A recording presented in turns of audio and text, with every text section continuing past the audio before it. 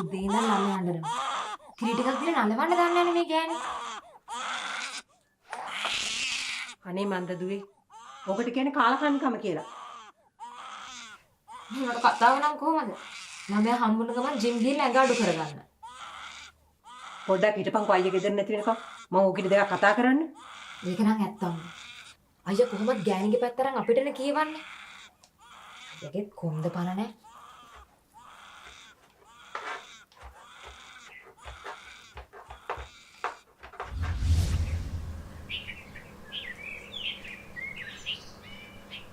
අම්මේ නෝල්ලෙන්න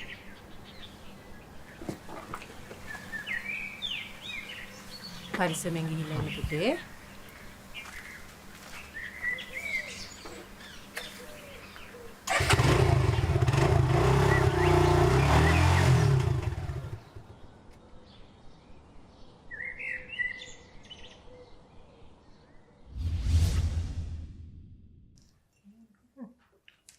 තාම නෑ අම්මේ.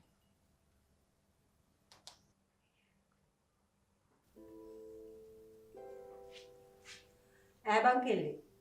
තාම දන්නේ නැද්ද දරුවට කිරි ටික දෙන්න? ඒකවත් දන්නේ නැතුවද ළමයි හැදුවේ? කවර අසරණ කිරිසප්පය.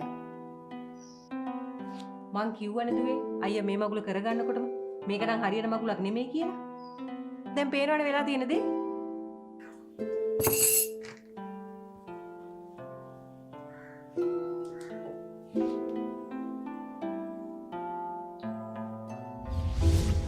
බබාගේ බඩු කොච්චර තිබ්බද? 3800. ආයේ ක්ලිනික් ඩේට් එකක් දුන්නද ඔයාලට? කවද්ද? ලබන මාස 28.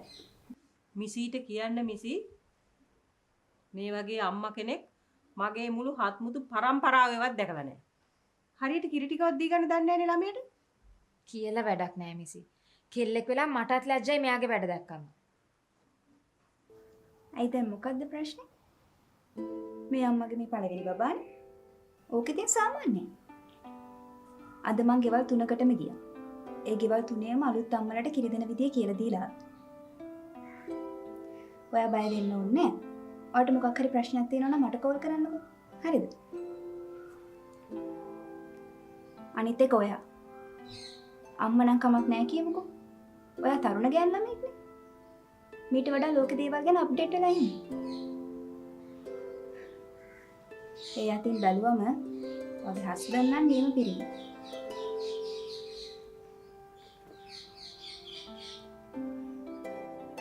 ඔබට හැකි සෑම විටම අලුත් අම්මා කෙනෙකුට අවශ්‍ය මානසික නිදහස වගේම ඉතා හොඳ ඇගීමක් ලබා දෙන්න වග බලා ගන්න.